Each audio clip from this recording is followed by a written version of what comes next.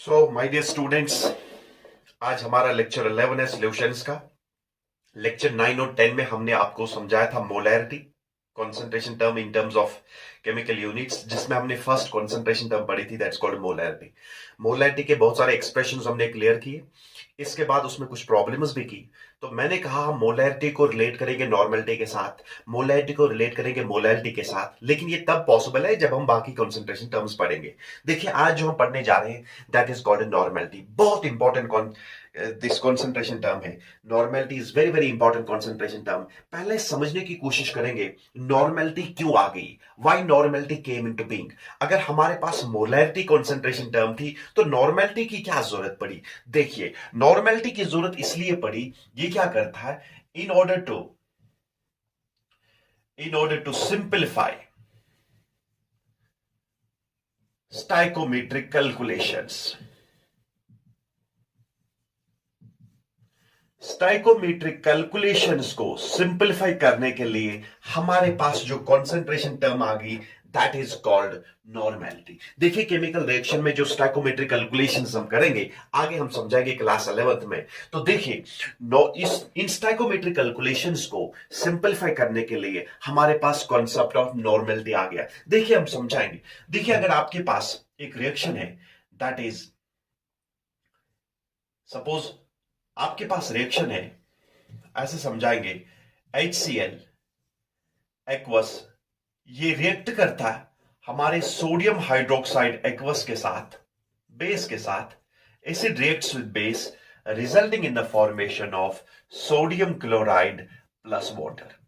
यहां बहुत आसान है। आप कहेंगे सर, यहां देखिए सेल बैलेंस रिएक्शन है, यहां आप लेंगे sir 1 mole of HCl, because इसका स्टाइकोमेट्रिक कोएफिशिएंट है 1, इसका स्टाइकोमेट्रिक कोएफिशिएंट है 1, तो 1 मोल बेस के साथ मींस 1 मोल एसिड को न्यूट्रलाइज करने के लिए आपको 1 मोल ऑफ बेस की जरूरत पड़ती है, या 1 मोल बेस को न्यूट्रलाइज करने के लिए आपको 1 मोल एसिड की जरूरत पड़ती है। तो 1:1 रिलेशनशिप यहां पर दैट होल्ड्स गुड।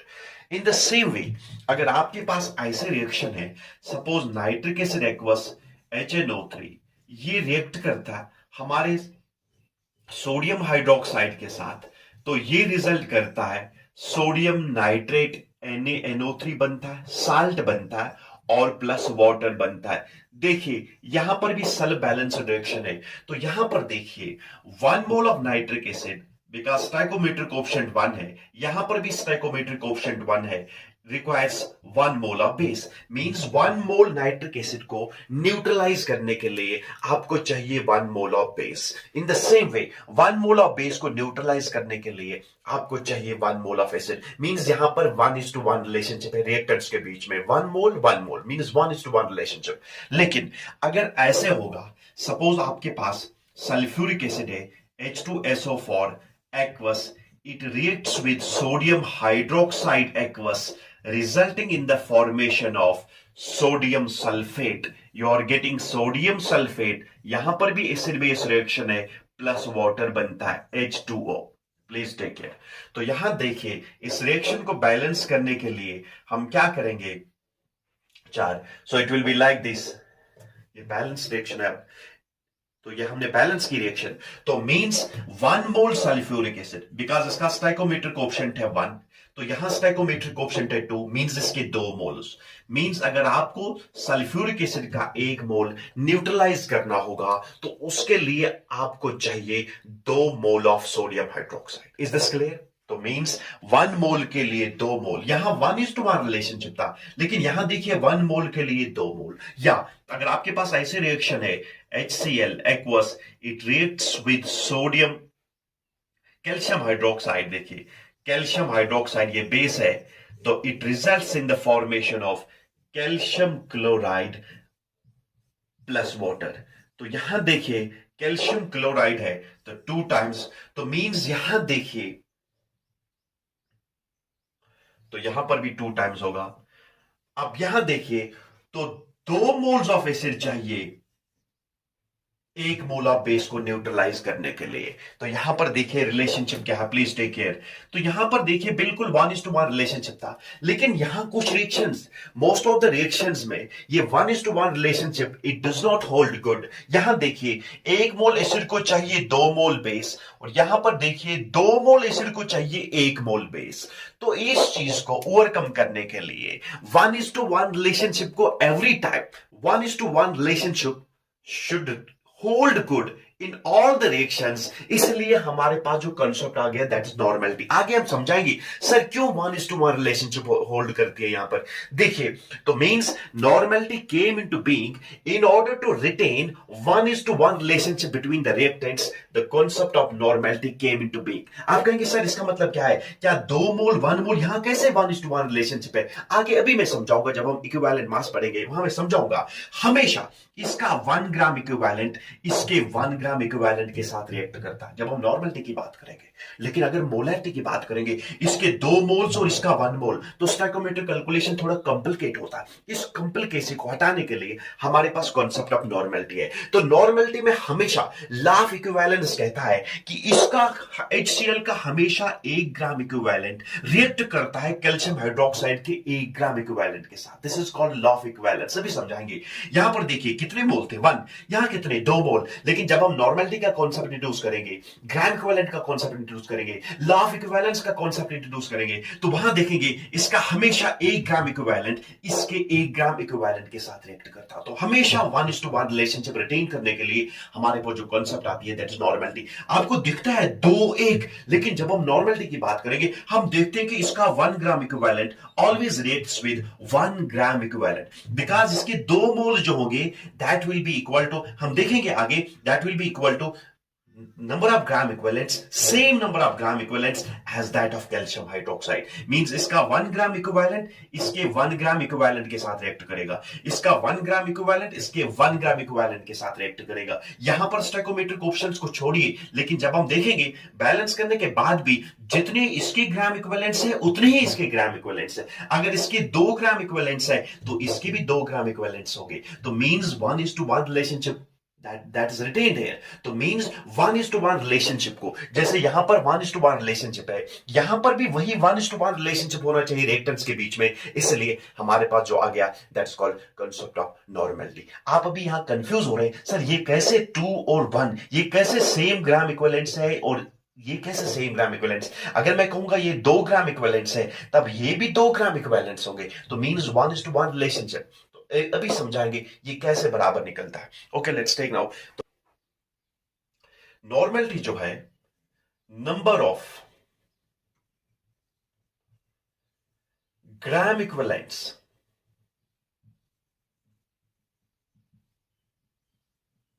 और जिसको कहते हैं नंबर ऑफ इक्विवेलेंट्स, चाहे ग्राम इक्विवेलेंट कहेंगे इक्विवेलेंट कहेंगे खाली, ऑफ सॉल्यूट डिसॉल्व्ड पर लीटर ऑफ सॉल्यूशन।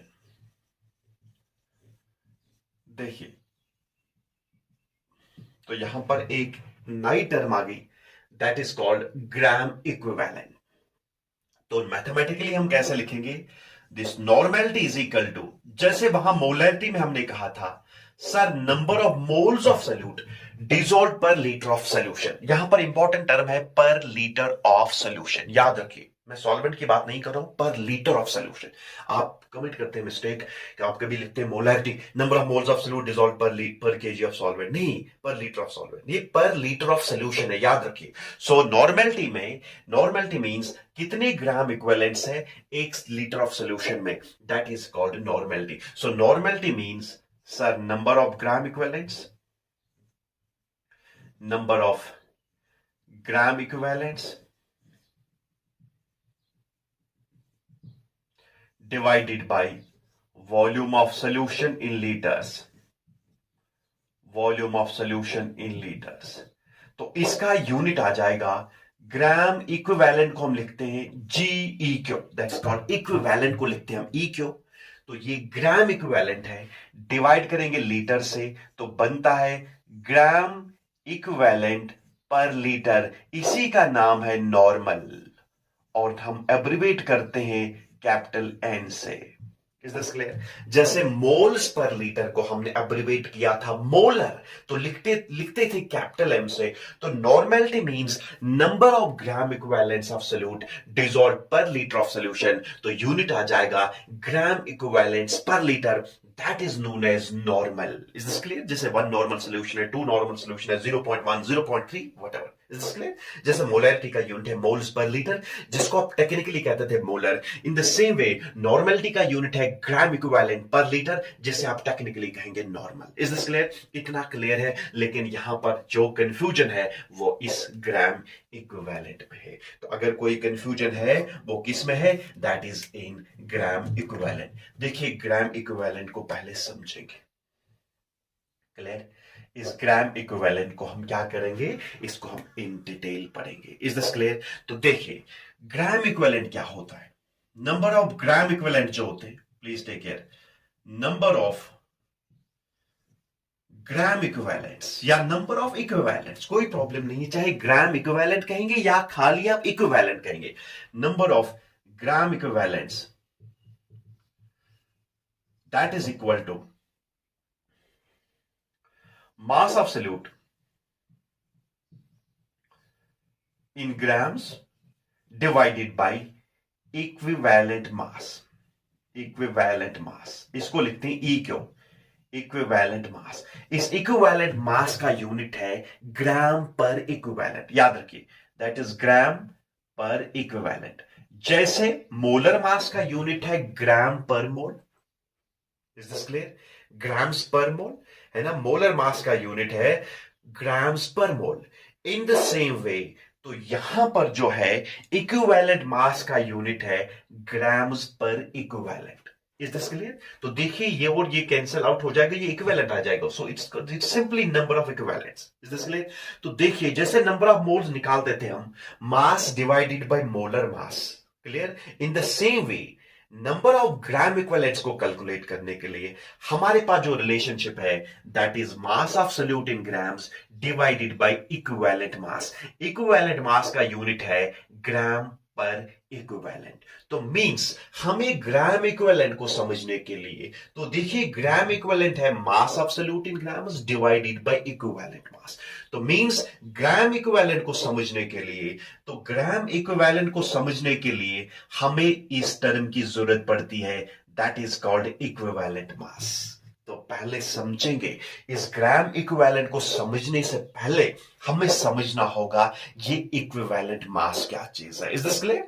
तो ग्राम इक्विवेलेंट को समझने के लिए हमें क्लियर करना होगा कि इक्विवेलेंट मास किसी भी सबस्टेंस का क्या होता है, इसका क्या मतलब है। तो लिखिए इक्विवेलेंट मास क्या चीज है। देखिए so let's take equivalent mass now.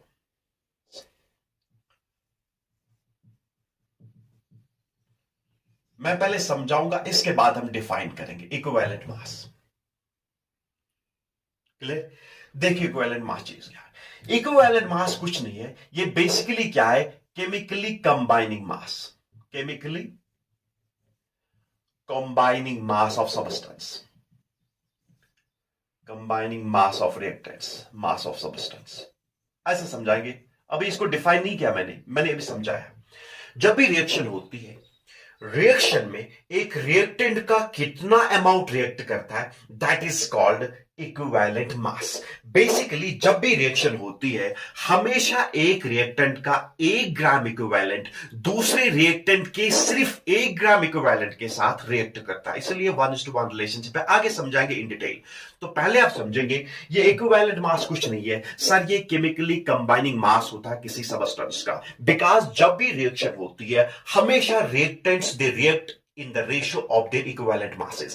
means अगर reactant A है, suppose A it reacts with B resulting in the formation of products।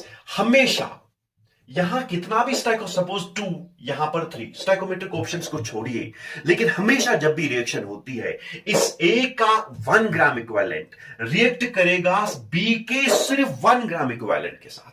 अगर इसके 2 ग्राम इक्विवेलेंट्स है, वो 2 ग्राम इक्विवेलेंट्स हमेशा 2 ग्राम इक्विवेलेंट्स के साथ ही रिएक्ट करेंगे, तो हमेशा 1:1 रिलेशनशिप रिटेन होती है। तो is this clear?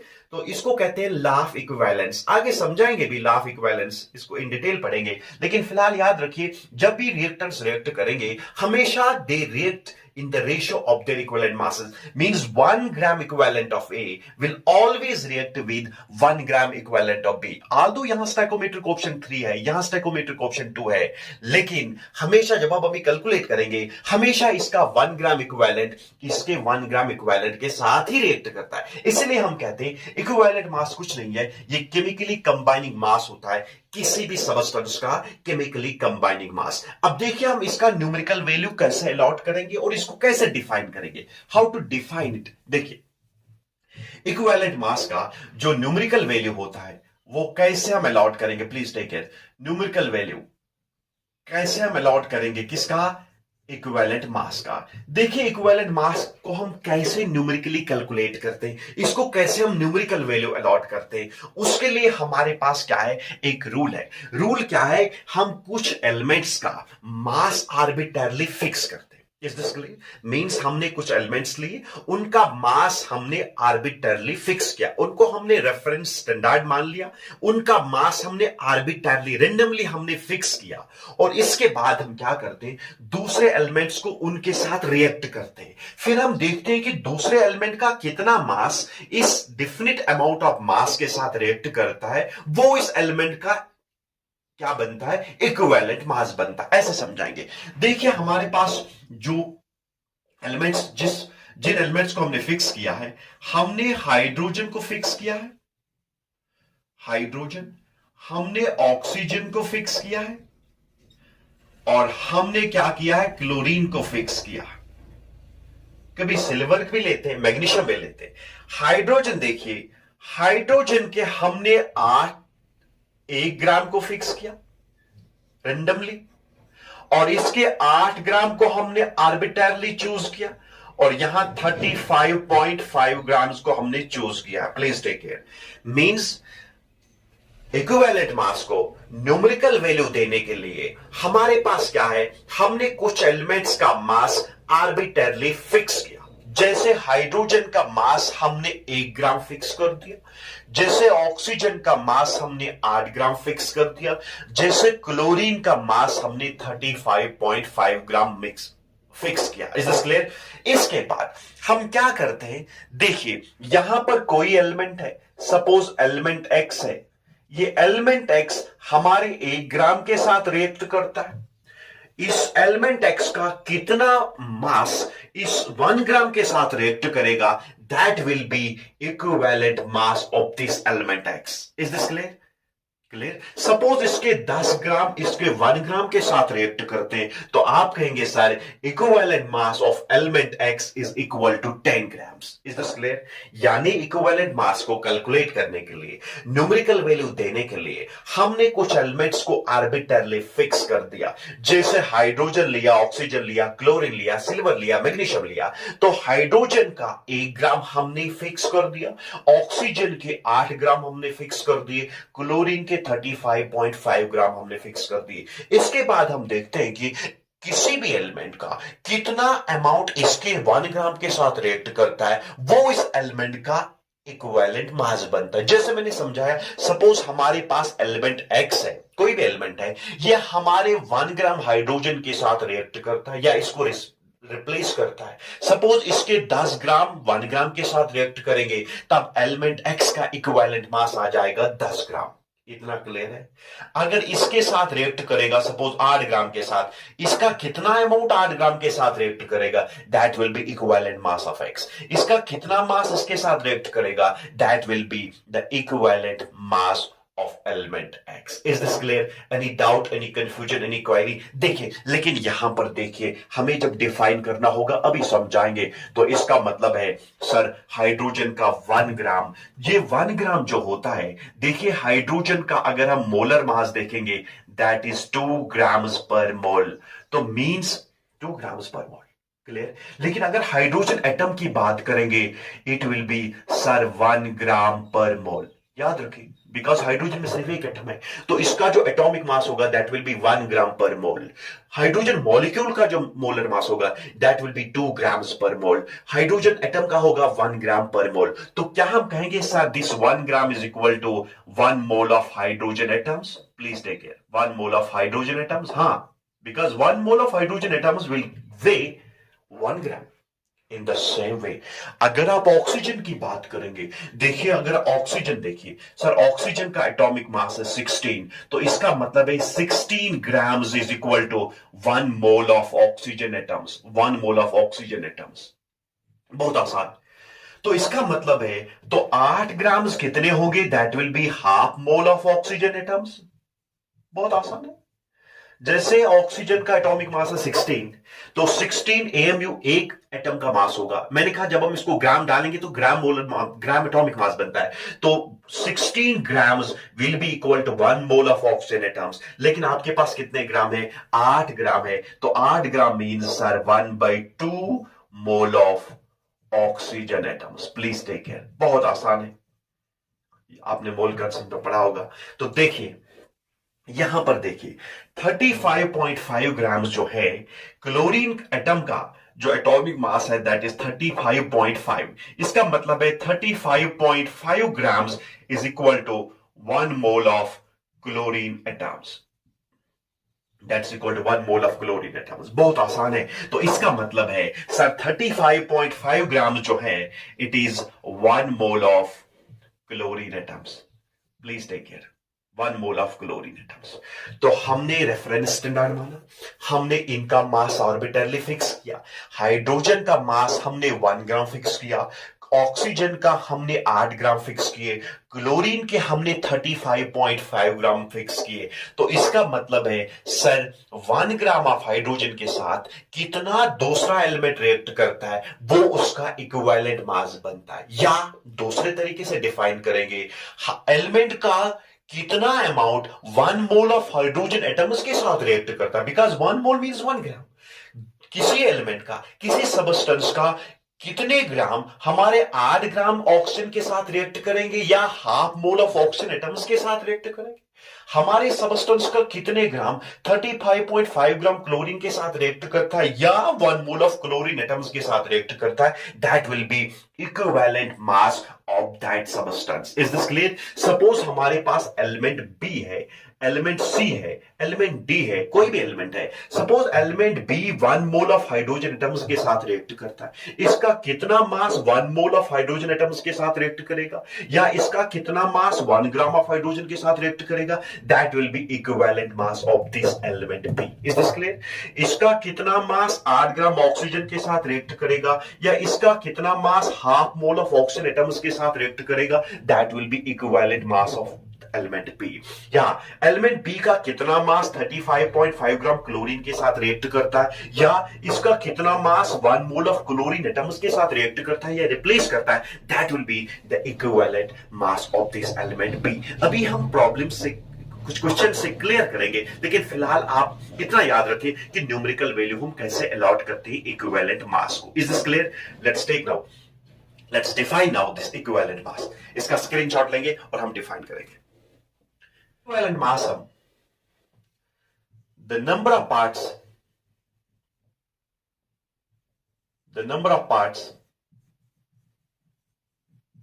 by mass of an element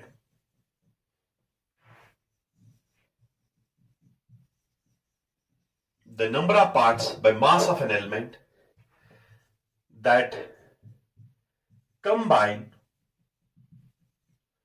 or replaces, या तो कंबाइन करेगा या रिप्लेसमेंट रिएक्शन होगी, दैट कंबाइंस और replaces 1 part by mass of hydrogen. अभी मैंने समझा 1 पार्ट मीन्स 1 ग्राम और 8 parts by mass of oxygen और 35.5 parts by mass of chlorine। ये आपका इक्विवेलेंट मास बन गया। तो मींस सर इक्विवेलेंट मास क्या चीज है? इक्विवेलेंट मास मींस एक एलिमेंट का कितना मास 1 ग्राम ऑफ हाइड्रोजन के साथ रिएक्ट करता है या इसको रिप्लेस करता है, या 8 ग्राम ऑक्सीजन के साथ रिएक्ट करता है या रिप्लेस करता है, या कितना मास 35.5 ग्राम ऑफ क्लोरीन के साथ रिएक्ट करता है या रिप्लेस करता है, that will be called equivalent mass. तो इसका मतलब है हमने आर्बिट्रली फिक्स कर दिया, प्लीज टेक केयर। तो हाइड्रोजन देखिए, हाइड्रोजन हाइड्रोजन का हमने 1 ग्राम फिक्स कर दिया, तो ऑक्सीजन का मास हमने 8 ग्राम फिक्स कर दिया। क्लियर? तो in the same way chlorine का हमने जो फिक्स कर दिया that is equal to 35.5 grams हमने फिक्स कर दिए।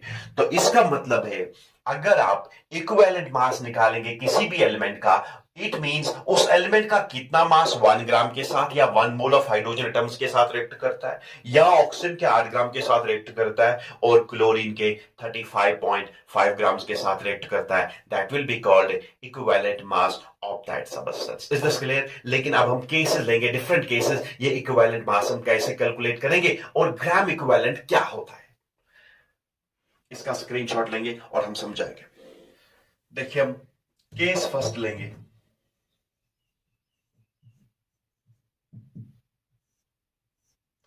That is equivalent mass of an acid.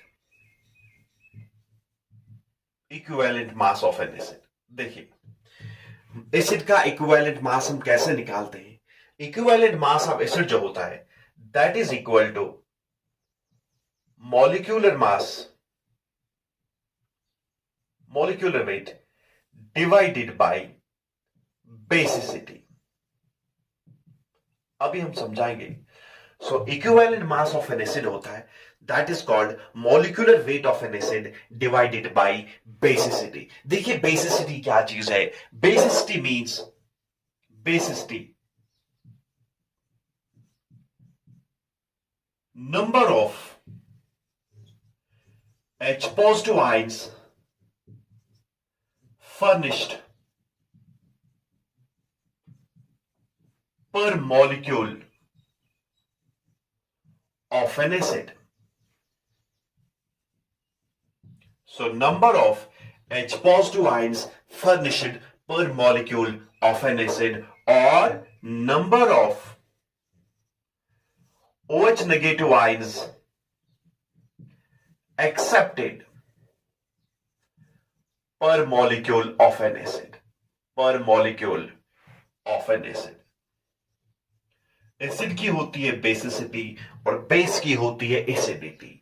Acid का एक मॉलिक्यूल कितने प्रोटॉन्स देता है that will be called as basicity, या एसिड का एक मॉलिक्यूल कितने हाइड्रोक्सिल आयंस को एक्सेप्ट करता है that will be called as basicity of that acid. देखिए हम ऐसे समझाएंगे। फॉर एग्जाम्पल आपके पास सल्फ्यूरिक एसिड है H2SO4।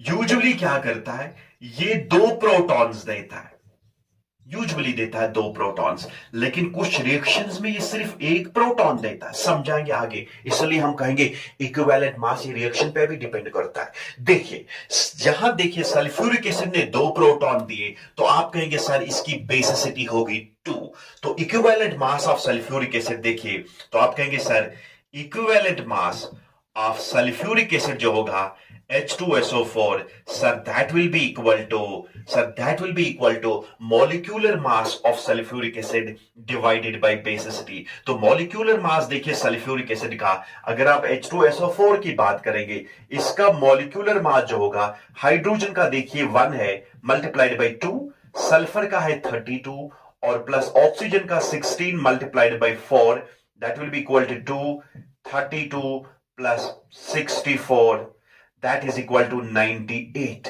AMU।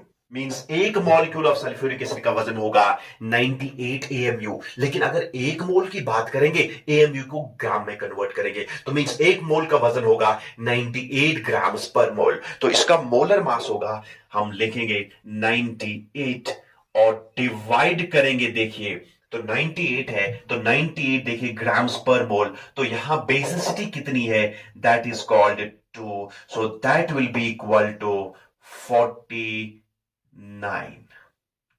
So equivalent mass of sulfuric acid will be 49 grams. ये मोलर मास है या मॉलिक्यूलर वेट लेंगे या molar mass divided bye basis T. तो देखिए सल्फ्यूरिक एसिड का इक्विवेलेंट मास है 49 ग्राम्स। आप कहेंगे सर क्या हमेशा 49 ग्राम्स होते हैं इक्विवेलेंट मास सल्फ्यूरिक एसिड? नहीं नहीं, मैं समझाऊंगा। कुछ रिएक्शंस में सल्फ्यूरिक एसिड सिर्फ एक प्रोटॉन देता है, तो उस वक्त इक्विवेलेंट मास होगा 98 डिवाइडेड बाय 1। समझाएंगे आगे। तो इसलिए हमने कहा इक्विवेलेंट मास जो है ये रिएक्शन पे भी डिपेंड करता है। तो यहां देखिए इसका मतलब है equivalent mass of sulphuric acid that is equal to 49 gram. बहुत आसान है, मैंने अभी समझाया। देखिए मैंने अभी समझाया sir number of gram equivalents किसके बराबर होता है? Sir number of gram equivalents is equal to mass of solute divided by equivalent mass. Please take care, equivalent mass आपने अभी निकाला, इक्विवेलेंट मास कितना निकाला सर? 49। लेकिन अगर मैं आपको 49 ग्राम्स देता हूं तो इसका मतलब है, तो मैंने देखिए नंबर ऑफ ग्राम इक्विवेलेंट्स है, तो नंबर ऑफ ग्राम इक्विवेलेंट्स होता है मास of solute divided by equivalent mass of solute. If you write down, if 49 grams of H2SO4, if we are provided with 49 grams of sulfuric acid, अगर हमारे पास कितने grams of sulphuric acid है? 49 grams. Please take care. तो मैंने आपको कितने ग्राम sulphuric acid दिए? 49 ग्राम। मैं आपको कहता हूं बताइए मैंने कितने ग्राम इक्विवेलेंट्स आपको दिए? आप कहेंगे sir number of gram equivalents will be equal to, sir आपने कितना मास हमें दिया? 49। लेकिन सर हमें पता है इसका इक्विवेलेंट मास कितना आ गया सर? 49। तो आप कहेंगे सर ये 1 ग्राम इक्विवेलेंट है। तो इसका मतलब है अगर मैं आपको 49 ग्राम्स ऑफ सल्फ्यूरिक एसिड देता हूं तो आप कहेंगे सर जैसे मैं आपको 98 ग्राम सल्फ्यूरिक एसिड देता हूं, आप कहेंगे सर आपने 1 मोल दिया। Is this clear? बिकॉज 1 मोल का वजन है 98 ग्राम। लेकिन अगर मैं आपको 49 ग्राम्स ऑफ सल्फ्यूरिक एसिड देता हूं, आप कहेंगे सर आपने 1 ग्राम इक्विवेलेंट दिया। तो मींस बिकॉज अगर मैंने 49 ग्राम्स दिए होते, आपको पता है इक्विवेलेंट मास सल्फ्यूरिक एसिड का है 49, तो नंबर ऑफ इक्विवेलेंट्स किसके बराबर होता? मास of solute divided by equivalent mass. Sir mass of solute कितना दिया है? 49 ग्राम। डिवाइड करेंगे इक्विवेलेंट मास कितना निकला? 49। सर आपने 1 ग्राम इक्विवेलेंट दिया। तो मींस अगर मैं सल्फ्यूरिक एसिड का 1 ग्राम इक्विवेलेंट देता हूं, आप कहेंगे सर आपने मुझे 49 ग्राम्स दिए। अगर मैं इन 49 ग्राम्स को 1 लीटर सोल्यूशन में डिसॉल्व करता हूं तो 1 नॉर्मल सोल्यूशन बन गया। इसलिए हमने कहा normality is number of gram equivalents of solute dissolve पर litre of solution. Is this clear? तो मींस यहां पर क्या है, अगर हम 49 gram sulphuric acid 1 litre solution में डालेंगे तो 1 नॉर्मल सोल्यूशन बन गया। तो 1 ग्राम इक्विवेलेंट जैसे 1 मोल होता है 98 grams, 1 gram equivalent of sulfuric acid will be equal to 49 grams. Means 49 grams of sulfuric acid is equal to 1 gram equivalent. Any doubt, any confusion? तो एसिड की अगर आपको इक्विवेलेंट मास निकालना होगा sir that is equal to molecular mass, molar mass of the acid divided by basicity. Basicity कुछ नहीं है, number of H positive ions furnished per molecule of an acid और number of OH negative ions accepted per molecule of an acid. Acid या तो proton देगा या तो hydroxide ion को एक्सेप्ट करेगा। Is this clear? तो देखिए अब कुछ और एग्जांपल्स देंगे, इसका स्क्रीनशॉट लेंगे आप।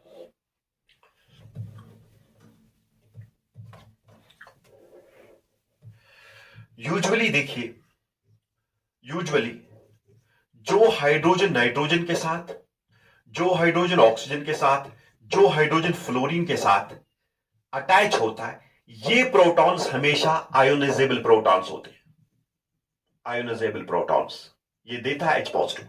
मींस जो हाइड्रोजन नाइट्रोजन के साथ इलेक्ट्रोनेगेटिव एलिमेंट के साथ अटैच होगा, चाहे ऑक्सीजन के साथ है फ्लोरीन के साथ, ये हमेशा प्रोटॉन्स देते हैं। तो ऐसे आयोनाइजेबल प्रोटॉन्स कहेंगे आप। ये तो मींस हमेशा ये H पॉजिटिव देगा, H positive and H positive. अब देखिए अगर आपके पास नाइट्रिक एसिड है लाइक दिस,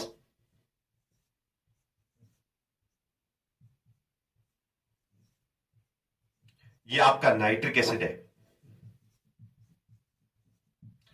नाइट्रिक एसिड है, यहां पर कितने प्रोटॉन्स हैं? ऑक्सीजन के साथ सिर्फ एक H अटैच है, तो मींस ये मैक्सिमम एक प्रोटॉन देगा। तो इसका जो इक्विवेलेंट मास होगा, so equivalent mass of nitric acid will be, equivalent mass will be formula mass और molar mass, molar mass of an acid. So that's called formula mass जो molecular मास लिखिए आप कंफ्यूज हो जाएंगे। तो देखिए that's called molecular mass divided by basicity कितनी है, कितने प्रोटॉन से देगा, एक। सो that will be molar mass of HNO3 divided by 1। ये 63 है तो डिवाइड करेंगे 1 से। Is this clear? बिकॉज ये सिर्फ एक प्रोटॉन देगा। So equivalent mass of nitric acid will be molar mass of nitric acid divided by 1। Clear? अगर दूसरी एग्जांपल लेंगे, देखिए हम सल्फ्यूरिक एसिड की बात, फ्यूरिक एसिड की। देखिए सल्फ्यूरिक एसिड क्या है, ये आपका सल्फ्यूरिक एसिड है H2SO4, जिसमें सल्फर की हाइब्रिडाइजेशन है sp3। तो देखिए यहां पर कितने आयोनाइजेबल प्रोटॉन्स हैं, ये एक है और ये दूसरा आयोनाइजेबल प्रोटॉन है, बिकॉज ये ऑक्सीजन के साथ अटैच है। तो यहां पर इक्विवेलेंट मास जो होगा, equivalent mass of sulphuric acid, sir that is equal to, अभी कहा sir, that is equal to molar mass of sulphuric acid, molar mass और molecular mass of sulphuric acid of H2SO4 sir divided by basicity that is equal to 2। तो यहां देखिए दो protons है तो divide करेंगे 2 से, लेकिन ये तब वैलिड है जब दोनों के दोनों प्रोटॉन्स पार्टिसिपेट करेंगे रिएक्शन में। अगर सिर्फ एक प्रोटॉन ने पार्टिसिपेट किया तब मींस इसका इक्विवेलेंट मास भी वेरी करता, अभी समझाएंगे। तो देखिए सल्फ्यूरिक एसिड का इक्विवेलेंट मास आ जाएगा molar mass of sulphuric acid divided bye 2। Is this clear? इसका स्क्रीनशॉट लेंगे और कुछ एग्जांपल्स करेंगे। phosphoric acid, that is H3PO4, ये ट्राइबेसिक एसिड है। तो देखिए फास्फोरिक एसिड है, it is OH, it is H3PO4। कितने आयोनाइजेबल प्रोटॉन्स है, 1 2 एंड 3, बिकॉज ये ऑक्सीजन के साथ अटैच है, ये H पॉजिटिव देगा, ये भी H पॉजिटिव देगा, ये भी H पॉजिटिव देगा। तो इसका इक्विवेलेंट मास आ जाएगा sir, equivalent mass will B molecular weight of H3PO4 sir divide करेंगे 3 से, बिकॉज इसकी बेसिसिटी है 3 प्रोटॉन से देगा। Is this clear? इसका मोलर मास निकालेंगे, देखिए ये 3 हो गया, ये 31 है इसका, और ये 16 इंटू 4 हो गया। Is this clear? देखिए इसका 3 है, 3 हाइड्रोजन का 3, फास्फोरस का 31, और इसके बाद ऑक्सीजन का 16 है, मल्टीप्लाई करेंगे 4 से, 64 प्लस 31 प्लस 3 जो आ जाएगा, that will be called molar mass, that is gram per mole of this phosphoric acid. इसको डिवाइड करेंगे 3 से, that will be called equivalent mass of this phosphoric acid. Is this clear? Any doubt, any question? देखिए आप और एक example लेंगे, देखिए hypophosphorous acid, hypophosphorous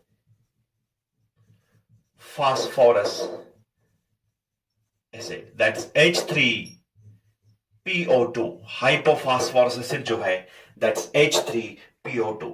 देखिए ये कैसे है, H3PO2, ये आपका हाइपोफॉस्फोरस एसिड है H3PO2। मैंने अभी कहा जो हाइड्रोजन चाहे ऑक्सीजन के साथ लिंक है, चाहे नाइट्रोजन के साथ लिंक है, चाहे फ्लोरीन के साथ लिंक है, यही हमेशा आयोनाइजेबल प्रोटॉन्स है, यही H पॉजिटिव लीव करते हैं एसिड से। लेकिन अगर यहां देखिए ये प्रोटॉन हमारे फास्फोरस के साथ अटैच है, आयोनाइजेबल नहीं है। ये प्रोटॉन, ये हाइड्रोजन हमारे फास्फोरस के साथ अटैच है, it's not an ionisable proton. सिर्फ यहां पर अगर आयोनाइजेबल प्रोटॉन है, दैट इज दिस वन, तो basicity will be only 1, because this proton will be leaving only, because मैंने कहा जो प्रोटॉन जो हाइड्रोजन ऑक्सीजन के साथ लिंक है, नाइट्रोजन के साथ लिंक है या फ्लोरीन के साथ लिंक है, यूजुअली वही लीव करते हैं एज H पॉजिटिव। तो दैट इज व्हाई इसका क्या होगा, इक्विवेलेंट मास क्या होगा फास्फोरिक एसिड का, sir equivalent mass will be sir molar mass of molecular weight divided by 1, because इसकी basicity है only 1, its basicity is only 1 because only one ionizable proton is here, that is why equivalent mass will be molar mass divided by 1। इसका screenshot लेंगे और examples करेंगे।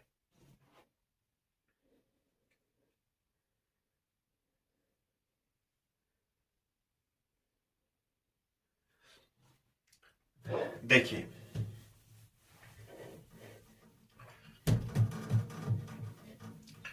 देखिए अगर boric acid की बात करेंगे,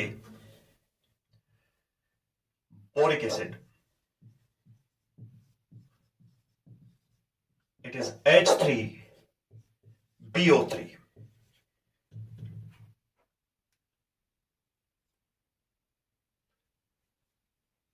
देखिए बोरॉन जो है, इसका जो स्ट्रक्चर है दैट्स लाइक दिस।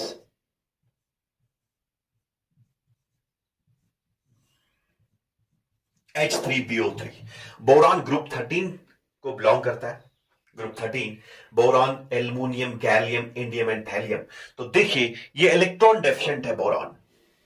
आप कहेंगे सर यहां बेसिसिटी 3 होगी, बिकॉज ऑक्सीजन हाइड्रोजन के साथ अटैच है, ऑक्सीजन हाइड्रोजन के साथ अटैच है, ऑक्सीजन हाइड्रोजन के साथ अटैच है। आप कहेंगे सर इसका इक्विवेलेंट मास होगा molecular mass of H3BO3 divided by 3, लेकिन ये आपका ब्रोंस्टेड एसिड नहीं है, ये लिविस एसिड है। आप कहेंगे क्या लिविस एसिड है? देखिए बोरॉन का अगर आप ऑक्टेट देखेंगे, इसमें सिर्फ 2, 4 और 6 इलेक्ट्रॉन है, ऑक्टेट में 8 इलेक्ट्रॉन होने चाहिए। तो मींस आपका बोरॉन जो है ये क्या है? ये इलेक्ट्रॉन डेफिशिएंट है। इलेक्ट्रॉन डेफिशिएंट मॉलिक्यूल जो भी होता है वो लिविस एसिड बिहेव करता है, मींस ये एक्सेप्ट करता है लोन पेयर, ये प्रोटॉन नहीं देगा, ये लोन पेयर को एक्सेप्ट करता है। देखिए अगर आप इस बोरिक एसिड को क्या करेंगे, वाटर में डालेंगे, पानी में डालेंगे। देखिए पानी में क्या है, वाटर जो है ये लिविस बेस है, बिकॉज इसमें 2 लोन पेयर्स हैं, ये हमें इस बोरॉन को एक लोन पेयर देता है। ऐसा करने से देखिए हमारे पास जो स्ट्रक्चर आता है that is OH OH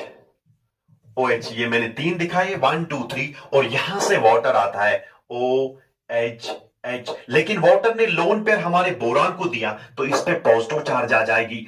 oxygen already electronegative है, अगर कोई चीज इलेक्ट्रोनेगेटिव है तो क्या वो बियर करेगी पॉजिटिव चार्ज? नहीं, that will be very very unstable. ये जल्दी जल्दी इस बॉन्ड को हेटेरोलिटिक क्लीवेज करता है, हेटेरोलिटिक क्लीवेज करने से प्रोटॉन बाहर निकलता है। तो देखिए हमारे पास जो रिजल्टेंट स्पीशीज बनती है that is BOH OH OH OH। Means इस पे टोटल नेगेटिव चार्ज आ जाएगा, बिकॉज हमारे पास हाइड्रोक्सिल लाइन पे अब नेगेटिव चार्ज है। सो ये हमारे पास रिजल्टेंट स्पीशीज बन गई और with the release of 1 proton. तो आप कहेंगे सर इसने सिर्फ एक प्रोटॉन दिया, और यू कैन से इसने एक हाइड्रोक्सिल लाइन को एक्सेप्ट कर दिया। मैंने कहा basicity means number of H positive ions furnished per molecule और number of OH negative ions accepted per molecule. Sir इसने सिर्फ एक OH नेगेटिव आयन को एक्सेप्ट कर दिया तो इसकी बेसिसिटी आ जाएगी 1। इसलिए यहां पर जो इक्विवेलेंट मास आ जाएगा सर, इक्विवेलेंट मास जो होगा that will be molar mass of molecular mass of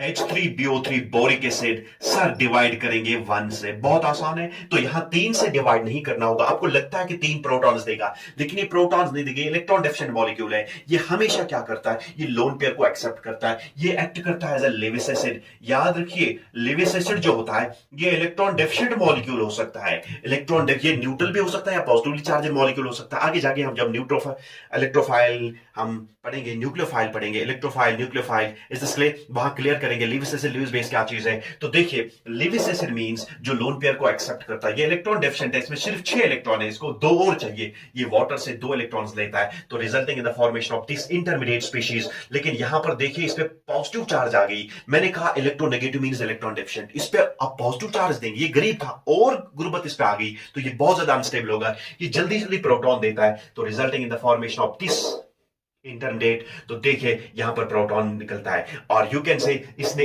एक हाइड्रोक्सिल आयन वाटर से एक्सेप्ट कर दिया या इसने एक प्रोटॉन दिया, तो इसलिए इसकी बेसिसिटी आ जाएगी 1। तो इक्विवेलेंट मास होगा molar mass of boric acid divided by 1। इतना क्लियर है? Any doubt, any confusion, any question? देखिए हम एक एग्जांपल से क्लियर करेंगे। देखिए अगर आपके पास HCl है, बहुत आसान है, हाइड्रोक्लोरिक एसिड, ये सिर्फ एक प्रोटॉन देगा, तो मींस तो इसका जो मोलर मास होगा, इसका जो इक्विवेलेंट मास होगा, equivalent mass of HCl will be, so equivalent mass of HCl will be molar mass of HCl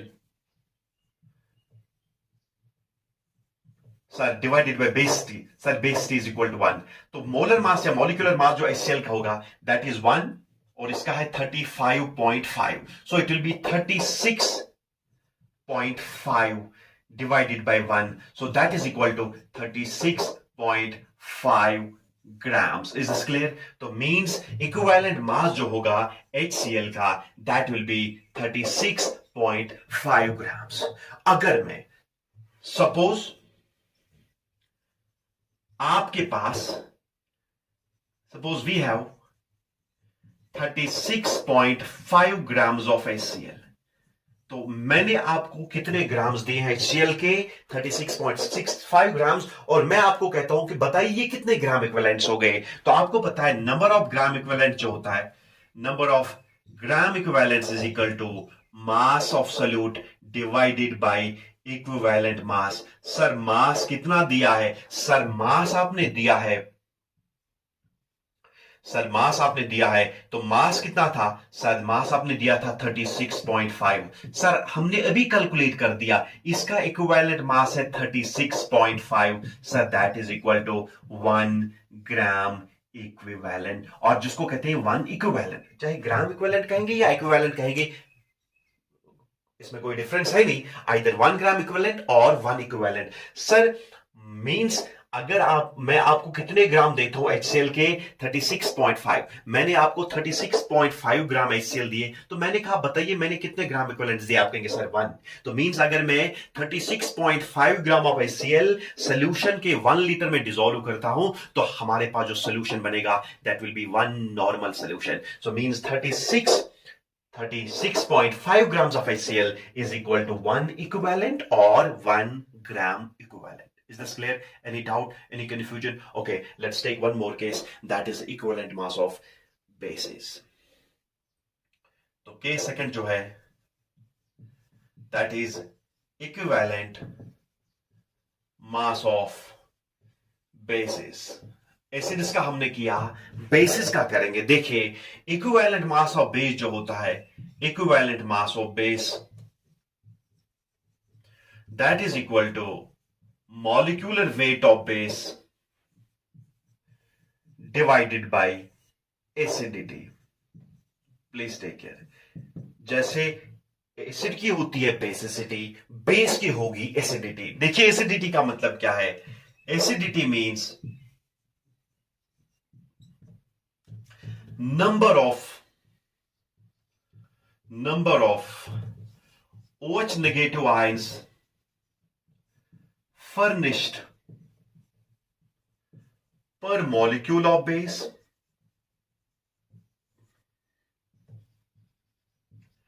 or number of H positive ions accepted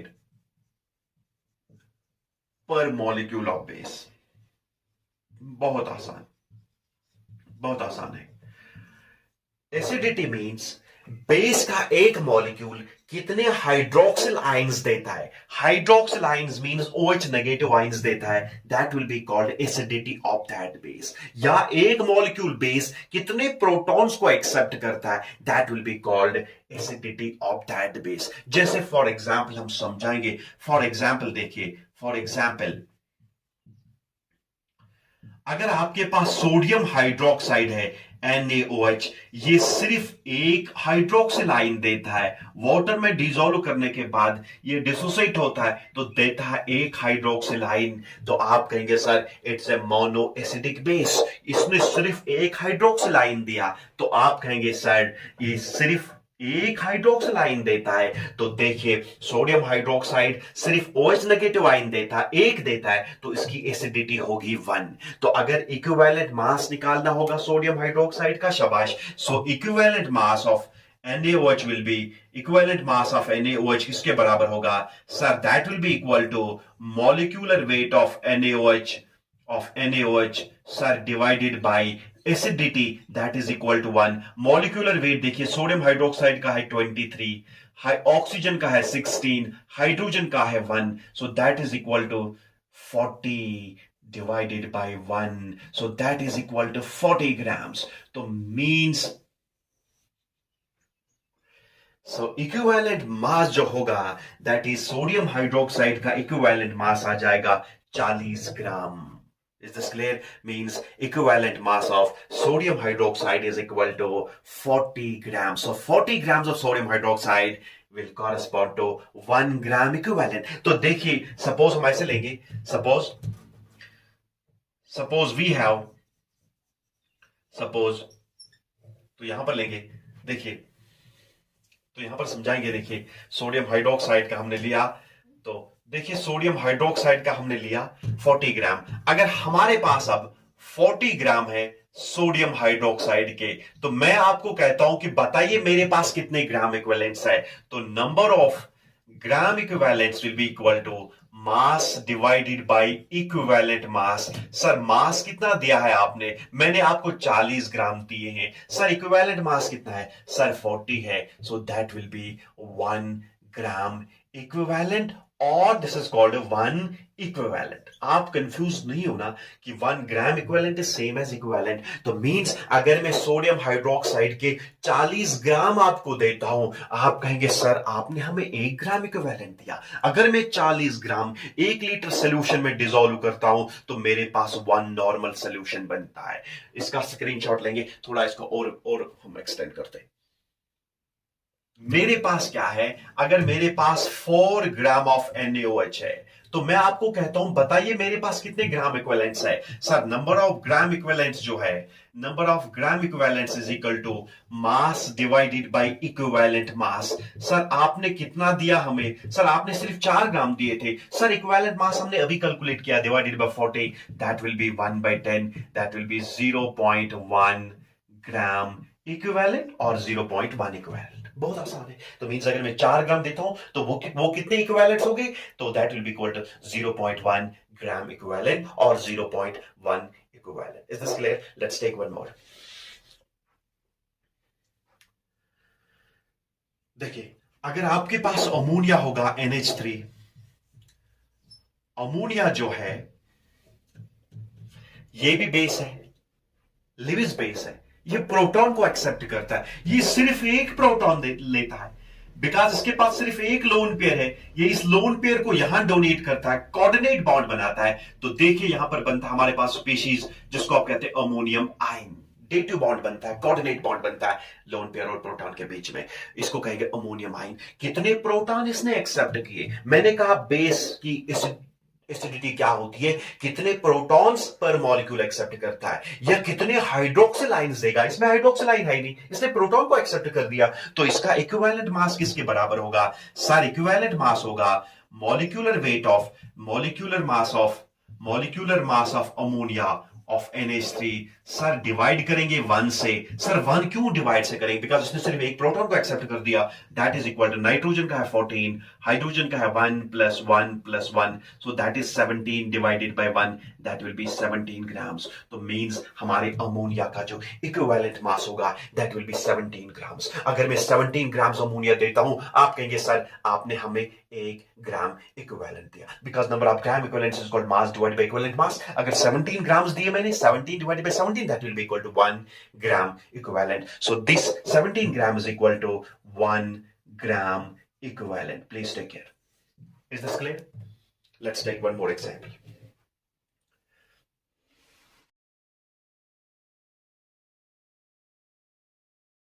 rubidium hydroxide है, rubidium hydroxide, that's RbOH। इसकी acidity है 1, because सिर्फ एक proton, सिर्फ एक hydroxyl ion देगा। तो इसका इक्विवेलेंट मास होगा that is molecular mass of rubidium hydroxide divided by 1। बहुत आसान। अगर आपके पास स्ट्रोंशियम हाइड्रोक्साइड होगा, स्ट्रोंशियम हाइड्रोक्साइड होगा, सर स्ट्रोंशियम हाइड्रोक्साइड जो है दैट्स SrOH होल ट्वाइस, तो इसकी एसिडिटी होगी, it's acidity is equal to 2, because 2 hydroxyl ion देगा। अगर लेंथेनम हाइड्रोक्साइड है, सो लेंथेनम हाइड्रोक्साइड देखिए, इट्स LaOH होल थ्राइस, इसकी एसिडिटी है 3, दैट्स इक्वल टू 3। तो मींस अगर इसका इक्विवेलेंट मास निकालना होगा sir that will be molar mass, molecular mass of lanthanum hydroxide divided by 3। अगर जिरकोनियम हाइड्रोक्साइड है, जिरकोनियम हाइड्रोक्साइड, सर इसका इक्विवेलेंट मास कैसे निकालेंगे? सर ZrOH होल 4, ये कितने हाइड्रोक्सिल आइंस देगा? 4। तो इसकी जो एसिडिटी होगी sir that will be equal to 4। इसकी एसिडिटी 4 के बराबर है, इसका नाम है जिरकोनियम हाइड्रोक्साइड। इसकी एसिडिटी 1 है, एक हाइड्रोक्सिल आयन देगा, तो इक्विवेलेंट मास होगा molar mass of rubidium hydroxide divided by 1। Strontium hydroxide का इक्विवेलेंट मास होगा molecular mass of strontium hydroxide divided by 2। Lanthanum hydroxide क्या होगा? Molecular mass of lanthanum hydroxide divided by 3। और zirconium hydroxide का equivalent मास किसके बराबर होगा? That will be called, that's called molecular mass of zirconium hydroxide divided by 4. Is this clear? Now let's take case third. Equivalent mass of salt.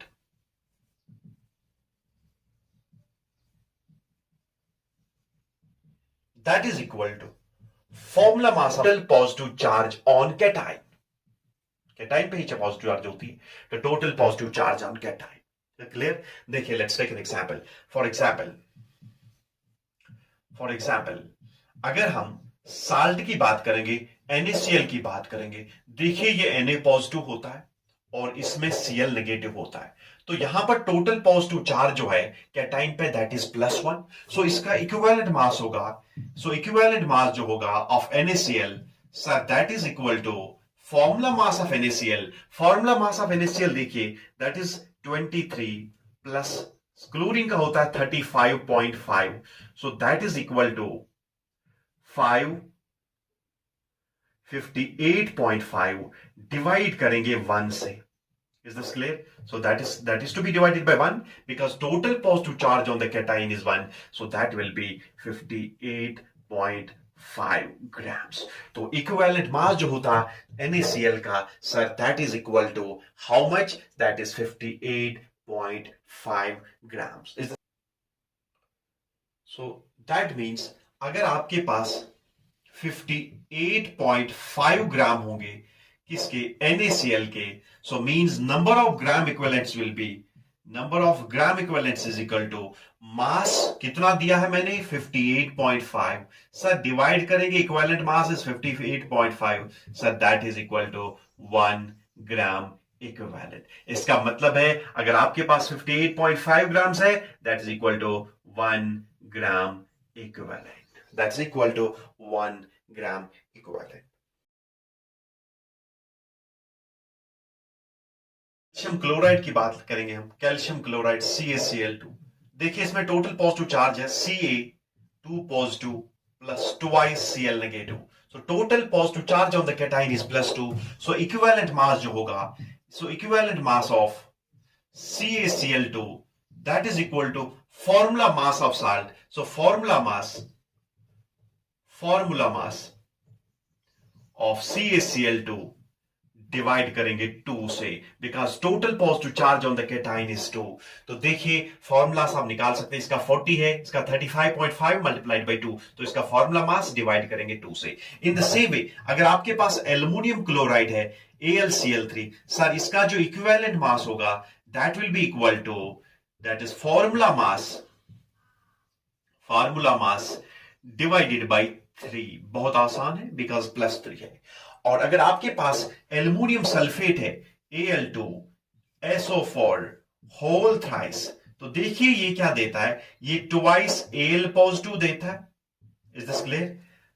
2 Al3 positive plus 3 times SO4 2 negative देता है, तो total positive charge on this cation will be, आप कहेंगे +3 नहीं, formula unit में देखना होगा total positive charge, एक पे है +3, 2 पे होगा 6, सो इक्विवेलेंट मास होगा सर, इक्विवेलेंट मास होगा it is total positive charge on the cation पर फॉर्मूला यूनिट, अलग अलग से नहीं देखना होगा, फॉर्मूला यूनिट में टोटल पॉजिटिव चार्ज कितनी है sir, that is equal to formula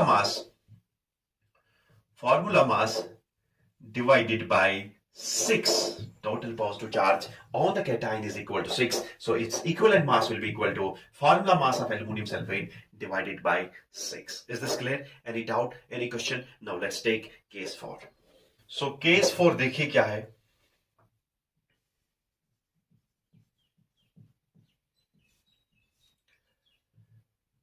equivalent mass of oxidizing agent OH जिसको आप लिखते हैं, that is equal to oxidising agent जो होता है ये दूसरे को ऑक्सीडाइज करता है लेकिन खुद रिड्यूस होता है। Reduce means gain of electrons. Oxidising agent जो है ये दूसरे को ऑक्सीडाइज करता है लेकिन खुद रिड्यूस होता है। रिड्यूसिंग एजेंट जो है ये दूसरे को रिड्यूस करता है लेकिन खुद ऑक्सीडाइज होता है। तो अगर मैं ऑक्सीडाइजिंग एजेंट की बात करता हूं, ये किसी को ऑक्सीडाइज करता है लेकिन खुद क्या होता है, रिड्यूस होता है, मींस खुद इलेक्ट्रॉन्स एक्सेप्ट करता है। Reduction means gain of electrons, oxidation means loss of electrons. तो देखिए अगर इक्विवेलेंट मास निकालना होगा ऑक्सीडाइजिंग एजेंट का, that's equal to formula mass of oxidising agent,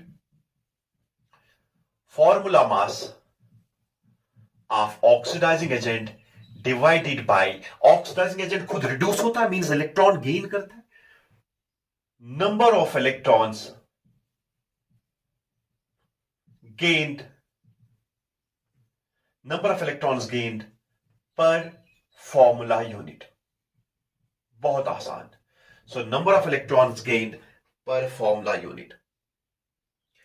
एक फॉर्मूला यूनिट कितने इलेक्ट्रॉन्स को गेन करता है और फॉर्मूला मास कितना है, that is called, that will be the equivalent mass of oxidising agent. देखिए हमारे पास एक कॉमन एग्जांपल हम लेंगे ऑक्सीडाइजिंग एजेंट की, बाकी आप खुद करेंगे।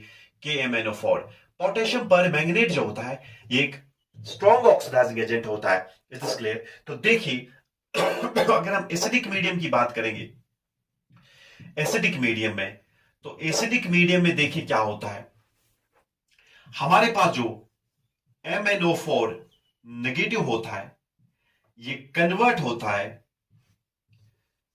Mn2 पॉजिटिव में कन्वर्ट होता है। एसिडिक मीडियम में अगर रिएक्शन होगी, हम KMnO4 को जब हम एसिडिक मीडियम में रिएक्ट कराते हैं तो यहां देखिए मैंगनेट आयन जो होता है ये कन्वर्ट होता है Mn2 पॉजिटिव में। अब हमने देखना होगा कि पर फॉर्मूला यूनिट में कितने इलेक्ट्रॉन्स गेन हो गए। देखिए यहां पर जब हम MnO4 की बात करते हैं, MnO4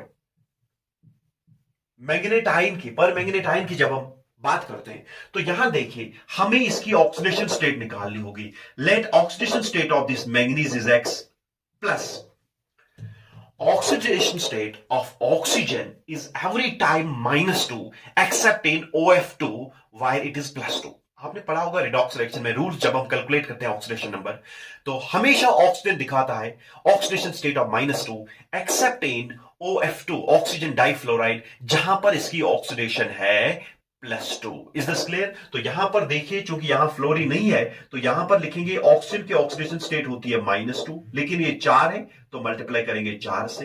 तो आपने और एक रूल पढ़ा होगा, the sum of oxidation numbers of all the elements in the ion is equal to total charge on the ion। total charge on the ion is equal to -1। तो देखिए यानी इन सारे एलिमेंट्स की जो ऑक्सीडेशन स्टेट को जब हम compile करते हैं, एड अप करते हैं, that is equal to charge on the ion. Is this clear? तो that charge on the ion is equal to -1। Sir it's X -8 is equal to, पर जो ऑक्सीडेशन स्टेट निकलती है that is -1 + 8 that is equal to +7। तो means यहां manganese की oxidation state है +7 और यहां पर जो ऑक्सीडेशन स्टेट है, oxidation state of ion is simply equal to charge on the ion, charge is equal to 2।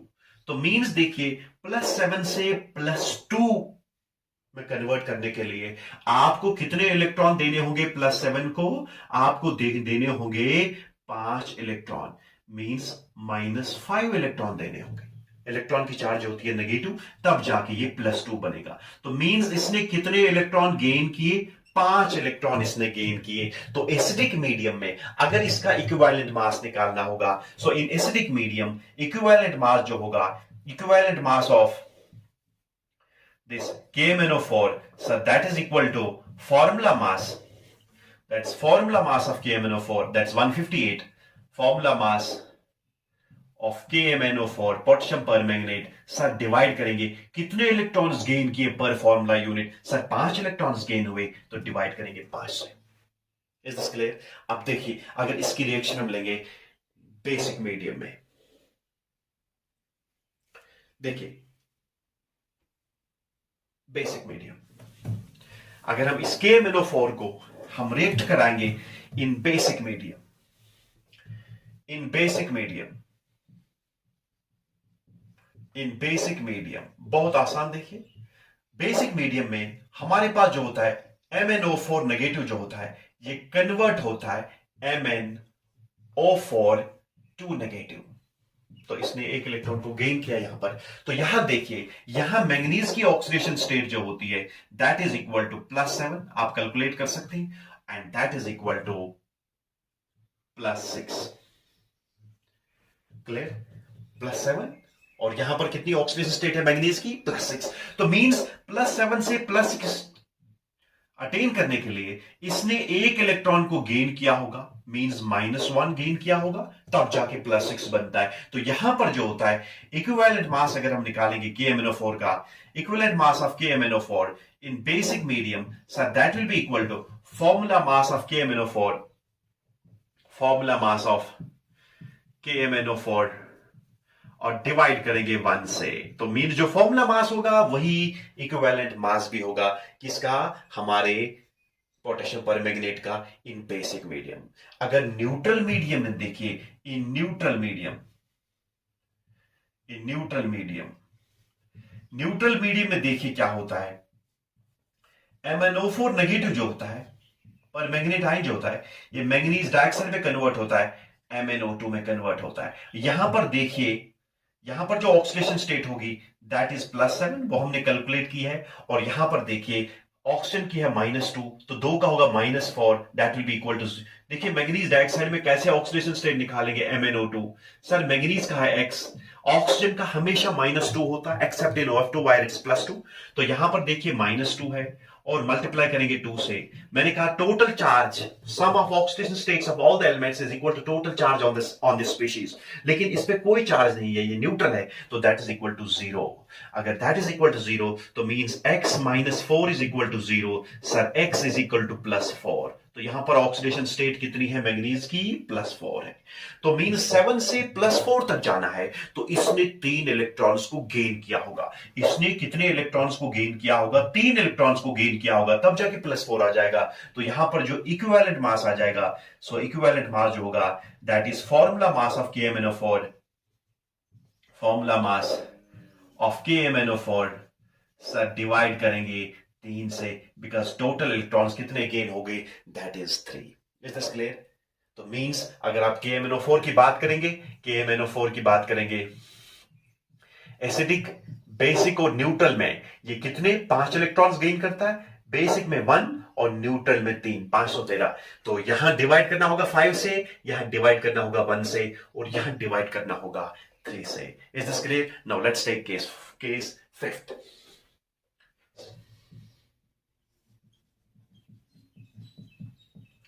Equivalent mass of reducing agent. Reducing agent होता है Ra। रिड्यूसिंग एजेंट जो है ये दूसरे सबस्टेंस को रिड्यूस करता है, लेकिन खुद ऑक्सीडाइज होता है। Oxidize means loss of electrons. तो that is why equivalent mass of reducing agent will be, sir formula mass of reducing agent, formula mass of reducing agent divided by number of electrons lost per formula unit, बहुत आसान। वहां लिखा था number of electrons gain per formula unit. हमारा reducing agent दूसरे को reduce करता है, खुद ऑक्सीडाइज होता है। Oxidation means loss of electrons, तो इसलिए हम कहेंगे formula mass of reducing agent divided by number of electrons lost पर formula unit. Is this clear? देखिए एग्जांपल से क्लियर करेंगे। अगर आपके पास ऑक्सैलिक एसिड होता है COOH, ये इथेन 1,2 डाइओइक एसिड है, ये डाइकार्बोक्सिलिक एसिड है, इसमें 2 कार्बोक्सिलिक एसिड ग्रुप्स हैं, तो उसको कहें डाइकार्बोक्सिलिक एसिड, जिसका नाम है इथेन 1,2 डाइओइक एसिड। ये एक्ट करता है एज अ रिड्यूसिंग एजेंट, खुद ऑक्सीडाइज होता है, तो देता है, देखिए कार्बन डाइऑक्साइड देता है, प्लस हमारे पास 2 प्रोटॉन्स देता है with the loss of 2 electrons. इसने 2 इलेक्ट्रॉन्स दिए, 2 प्रोटॉन्स दिए और कार्बन डाइऑक्साइड के 2 मॉलिक्यूल्स दिए। तो यहां देखिए टोटल कितने इलेक्ट्रॉन्स लॉस हो गए? 2 इलेक्ट्रॉन लॉस हो रहे हैं। तो यहां पर देखिए इक्विवेलेंट मास होगा, equivalent mass of oxalic acid will be, sir that is equal to formula mass of oxalic acid या molecular mass of oxalic acid divided by number of electrons lost per formula unit. per formula unit 2 electrons देता है तो divide करेंगे 2 से, तो formula mass इसका है 90 और डिवाइड करेंगे 2 से, दैट विल बी 49. तो इसका फॉर्मूला मास इक्विवेलेंट मास आ जाएगा 45, नहीं 45. तो मीन्स अगर मैं ऑक्सैलिक एसिड के 45 ग्राम्स देता हूं, आप कहेंगे सर आपने मुझे 1 ग्राम इक्विवेलेंट दिया. So this 45 grams will be equal to 1 gram equivalent. Is this clear? जैसे 90 ग्राम्स होगा 1 mole, in the same way 45 grams होगा 1 gram equivalent. Is this clear? और एक एग्जांपल से क्लियर करेंगे.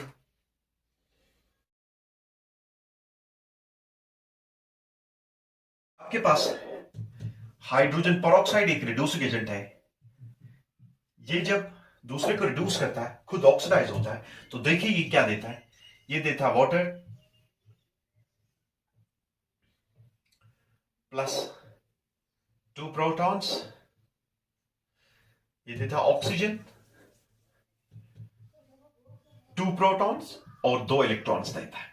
तो it gives you oxygen with the loss of 2 protons and with the emission of 2 electrons. 2 electrons loss करता है, तो मीन्स यहां पर देखिए इक्विवेलेंट मास जो होगा, equivalent mass of H2O2 sir that is equal to molecular mass या formula mass of H2O2 and divided by number of electrons lost, that is equal to 2. Is this clear? So formula mass इसका है 34 और divide करेंगे 2 से, that will be equal to 17. और अगर मैं कहूंगा 17 ग्राम्स है, that is equal to 1 gram equivalent of this reducing agent. तो रिड्यूसिंग एजेंट का जब भी आप इक्विवेलेंट मास निकालेंगे sir, that is equal to formula mass of reducing agent और डिवाइड करना होगा नंबर ऑफ इलेक्ट्रॉन्स लॉस्ट पर formula unit. Is this clear? Any doubt? Any question? अब देखिए मैं समझाऊंगा ये इक्विवेलेंट मास कैसे रिएक्शन पे डिपेंड करता है. नोट करके लिखेंगे, हम इसका स्क्रीनशॉट लेंगे. पहले लिखेंगे, बहुत इंपॉर्टेंट चीज है.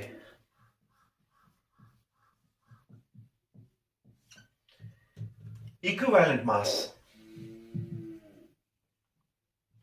Depends upon the nature of reaction. Equivalent mass से डिपेंड करता है नेचर ऑफ रिएक्शन पे. ऐसे समझाएंगे. देखिए अगर आपके पास सल्फ्यूरिक एसिड है, ये रिएक्ट करता है हमारे सोडियम हाइड्रोक्साइड के साथ और बनाता है NaHSO4. सोडियम हाइड्रोजन सल्फेट बनता है और प्लस वाटर बनता है. यहां देखिए हमारे सल्फ्यूरिक एसिड में कितने प्रोटॉन थे सर? 2 प्रोटॉन थे. लेकिन रिएक्शन के बाद देखिए सल्फेट के साथ 1 प्रोटॉन इंटैक्ट है. इसने सिर्फ 1 प्रोटॉन को दिया है, यहां से सिर्फ 1 Na पॉजिटिव को लिया है. तो मींस आयोनाइजेबल प्रोटॉन सिर्फ 1 है, इसने 2 प्रोटॉन्स नहीं दिए, इसने सिर्फ 1 प्रोटॉन दिया है. तो यहां पर देखिए अगर हम इक्विवेलेंट मास निकालना चाहेंगे, so equivalent mass of sulphuric acid जो होगा sir, that will be equal to molecular mass of H2SO4 sir divide करना होगा. एसिड की होती है बेसिसिटी. बेसिसिटी मींस कितने प्रोटॉन्स दिए, इसने सिर्फ 1 प्रोटॉन को दिया है. इस रिएक्शन में सिर्फ 1 प्रोटॉन कंज्यूम हुआ है, तो डिवाइड करेंगे 1 से. इसका मॉलिक्यूलर मास है 98, डिवाइड करेंगे 1 से, that will be 98 grams. Is this clear? इसका मतलब है यहां पर जो इक्विवेलेंट मास होगा सल्फ्यूरिक एसिड का, that is equal to 98. Means 98 grams of sulphuric acid will be equal to 1 gram equivalent of sulphuric acid. लेकिन अगर यही रिएक्शन हम लेंगे ऐसे H2SO4 please take care plus NaOH, और अगर ये कंप्लीटली रिएक्ट हुआ यहां पर सल्फ्यूरिक एसिड, दोनों के दोनों प्रोटॉन्स निकलते हैं, तो सोडियम सल्फेट बनता है, Na2SO4 बनता है और प्लस वाटर बनता है. तो यहां देखिए सल्फ्यूरिक एसिड में दोनों के दोनों प्रोटॉन चले गए, तो यहां पर एसिडिटी होगी, यहां पर बेसिसिटी, एसिड की होती है बेसिसिटी होगी 2. तो यहां पर देखिए इक्विवेलेंट मास जो होगा, equivalent mass of sulphuric acid जो होगा sir, that will be equal to molecular mass of sulphuric acid H2SO4। Sir divide किससे करेंगे? सर डिवाइड करेंगे 2 से, बिकॉज दोनों के दोनों प्रोटॉन चलेंगे। यहां पर बेसिस टी होगी 2, so it will be sir 98 sulphuric acid का मॉलिक्यूलर मास है, डिवाइड करेंगे 2 से, सो इट विल बी 49। तो कभी दिखाता है सल्फ्यूरिक एसिड 49, कभी दिखाता है 98। ये डिपेंड करता है नेचर ऑफ रिएक्शन में। अगर दोनों के दोनों प्रोटॉन्स कंज्यूम हुए, डिवाइड करना होगा बेसिस टी 2 से। अगर सिर्फ एक प्रोटॉन दिया होगा तो डिवाइड करना होगा 1 से। लेकिन यूजुअली जो हमारे पास स्ट्रॉन्ग एसिड्स हैं वो सारे के सारे प्रोटॉन्स देते हैं, तो लेकिन कभी कभार एक प्रोटॉन भी देते हैं। जहां पर एक प्रोटॉन देंगे तो डिवाइड करना होगा 1 से, अगर दोनों के दोनों प्रोटॉन निकले तो डिवाइड करना होगा 2 से। Is this clear? Any doubt, any confusion? Now let's do some problems. Find the, so question is, so let's do some questions. Find the number of gram equivalents present in 4 grams of NaOH. तो देखिए बहुत आसान है। तो solution कैसे लेंगे आप? देखिए सोल्यूशन में क्या करेंगे आप। सर आपको पता है नंबर ऑफ ग्राम इक्विवेलेंट जो होता है, sir number of gram equivalents is equal to mass divided by equivalent mass. So mass divided by equivalent mass. तो देखिए इक्विवेलेंट मास जो है, यहां मास दिया है लेकिन इक्विवेलेंट मास आपको पता नहीं है, तो पहले कैलकुलेट करेंगे equivalent mass of NaOH। Sir equivalent mass of NaOH जो होगा that is called molecular mass of NaOH। Base की होती है acidity sir divided by acidity. Acidity क्या है? एसिडिटी यहां पर कितने हाइड्रोक्सिल आयन देगा? 1। तो NaOH का जो फॉर्मूला मास है दैट इज इक्वल टू 40, तो डिवाइड करेंगे 1 से, so that will be equal to 40 grams पर इक्विवेलेंट। तो इसका इक्विवेलेंट मास आ जाएगा 40। Is this clear? तो देखिए अब कितने नंबर ऑफ ग्राम इक्विवेलेंट्स होंगे? So number of gram equivalents होंगे सर 4 दिया है, मास 4, सर मास 4 दिया है, इक्विवेलेंट मास हमने निकाला है 40, so that is equal to 1/10, sir that is equal to 0.1 gram equivalent. Means अगर मैं आपको 4 ग्राम देता हूं आप कहेंगे सर आपने मुझे 1 ग्राम इक्विवेलेंट दिया। अगर मैं 40 ग्राम देता हूं तो आप कहेंगे सर आपने मुझे 1 ग्राम इक्विवेलेंट दिया। अगर मैं 4 ग्राम देता हूं आप कहेंगे सर आपने मुझे 0.1 ग्राम इक्विवेलेंट दिया। अगर मैं 40 ग्राम देता हूं तो आप कहेंगे सर आपने मुझे 1 ग्राम इक्विवेलेंट दिया। 40 ग्राम उसको जब हम 1 लीटर सोल्यूशन में डिसॉल्व करेंगे तो 1 नॉर्मल सोल्यूशन बनता है। Is this clear? Let's do one more question. So देखिए आपके लिए प्रैक्टिस के लिए क्वेश्चंस हैं। Find the number of gram equivalents present in 4.9 grams of H2SO4। Is this clear? और दूसरा क्वेश्चन देखिए, find the number of gram equivalents present in 5.85 grams of NaCl, sodium chloride.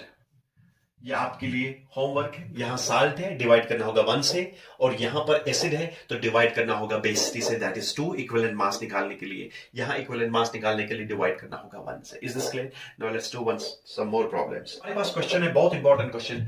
Find the number of gram equivalents present in 2 moles of sulphuric acid. एक आसान तरीका है, हम relation निकालेंगे, general relation, लेकिन आसान तरीका भी है कैसे निकालेंगे नंबर ऑफ ग्राम इक्विवेलेंट्स। देखिए पहले कैलकुलेट करना होगा 2 मोल्स ऑफ सल्फ्यूरिक एसिड का वजन कितना है। 1 मोल का वजन है 98 ग्राम, तो 2 मोल्स का वजन होगा 98 into 2 grams. Is this clear? तो मतलब आपके पास कितने ग्राम्स दिए हैं? 98 मल्टीप्लाइड बाई 2 ग्राम्स। आपको पता है equivalent mass is, equivalent mass निकाल, number of gram equivalents is mass divided by equivalent mass. Mass दिया है दैट इज 2 मोल्स, निकालना होगा कितना मास है 2 मोल्स का, divided by equivalent mass of sulphuric acid that is equal to 90, that is equal to 49। तो आप ऐसे निकालेंगे, लेकिन जनरल देखिए सॉल्यूशन कैसे हम निकालेंगे। आपको पता है नंबर ऑफ मोल्स जो होता है, please take care, number of moles जो होता है that is equal to mass divided by molar mass. So number of moles जिसको आप n कहेंगे that is equal to mass divided by molar mass. और नंबर ऑफ ग्राम इक्विवेलेंट जो है, number of gram equivalents जिसको आप कहते हैं GeQ, that is equal to sir that is equal to mass divided by equivalent mass. बहुत आसान है, dividing first by second.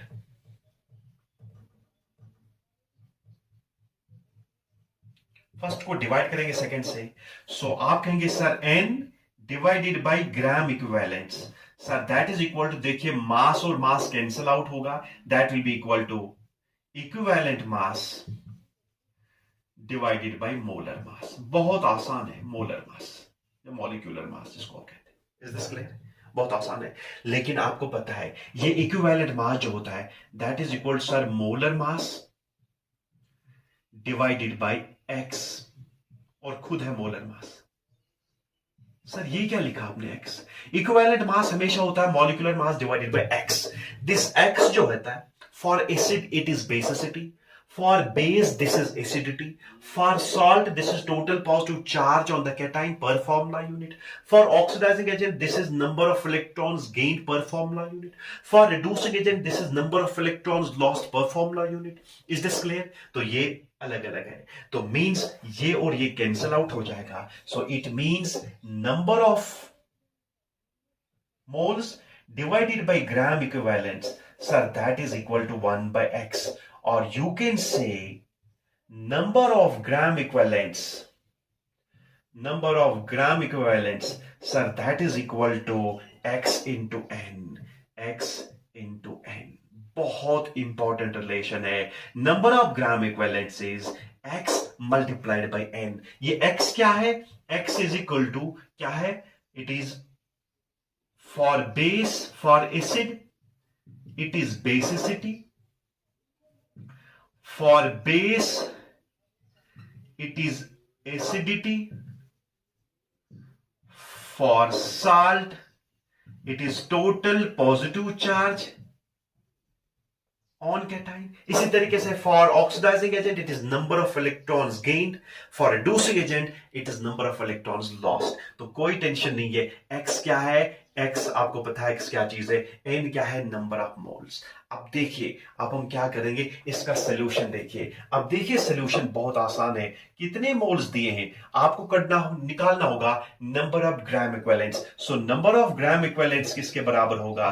Sir that is equal to x, sulphuric acid की means जो basicity है दैट इज 2, और multiply करना होगा number of moles कितने हैं 2, so that is equal to 4 gram equivalents. बहुत आसान सा सॉल्यूशन मैंने दिया है। तो मींस अगर आपको नंबर ऑफ ग्राम इक्विवेलेंट्स निकालने होंगे नंबर ऑफ मोल्स से, so number of gram equivalents is equal to x multiplied by n।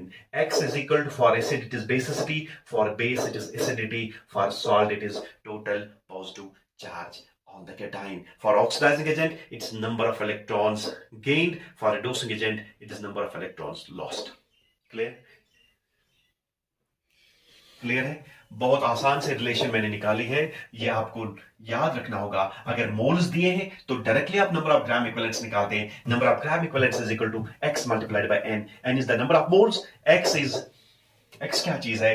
ये अलग अलग चीज है। एसिड के लिए अलग है, बेस के लिए अलग है, साल्ट के लिए अलग अलग है, ऑक्सीडाइजिंग एजेंट के लिए अलग है, और रिड्यूसिंग एजेंट के लिए अलग सा चीज है। अब देखिए, मैंने जो लॉ ऑफ इक्विवेलेंस बोला था, मैंने कहा जब भी रिएक्शन होती है एक रिएक्टेंट का 1 ग्राम इक्विवेलेंट हमेशा दूसरे रिएक्टेंट के 1 ग्राम इक्विवेलेंट के साथ ही रिएक्ट करता है। देखिए एग्जांपल से क्लियर करेंगे लॉ ऑफ इक्विवेलेंस।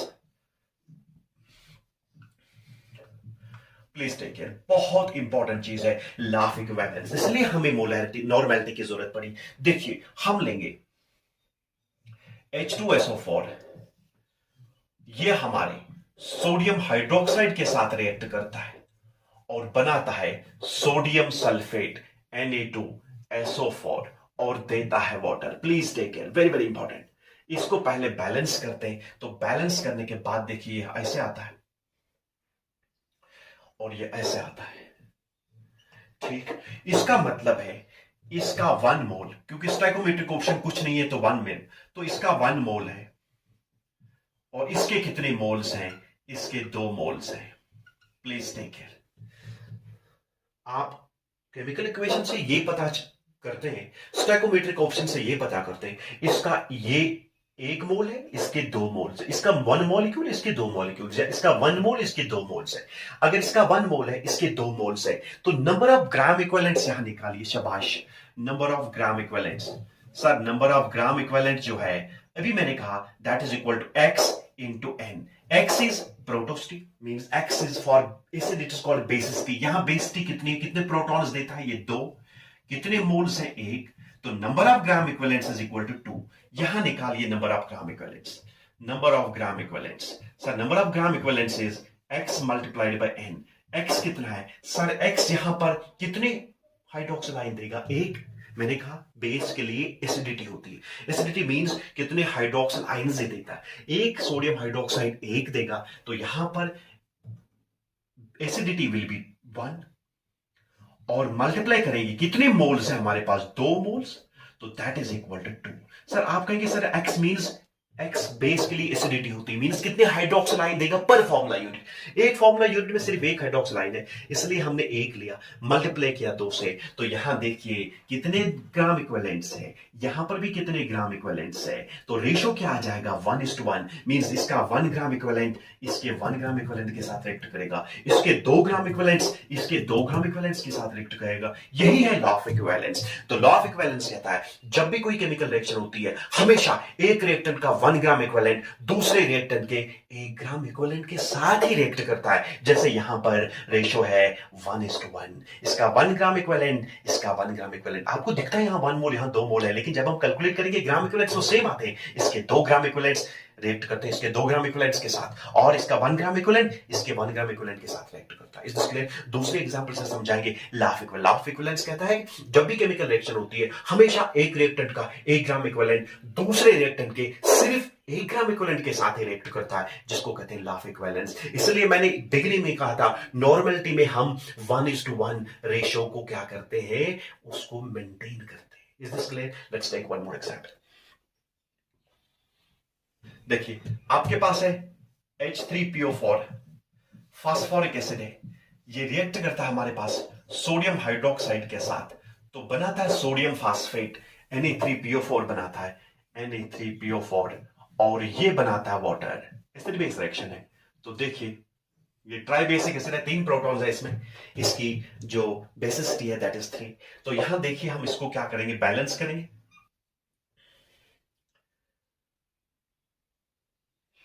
तो यहां देखिए ये बैलेंस होगी रिएक्शन।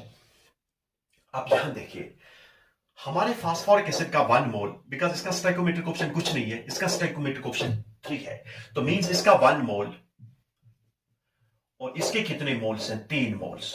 आपको लगता है सर 1:1 रिलेशनशिप यहां पर वायलेट हो गई, नहीं। यहां देखिए number of gram equivalents calculate कीजिए, please take care. Number of gram equivalents sir वो किसके बराबर होता है, sir that is equal to x multiplied by n।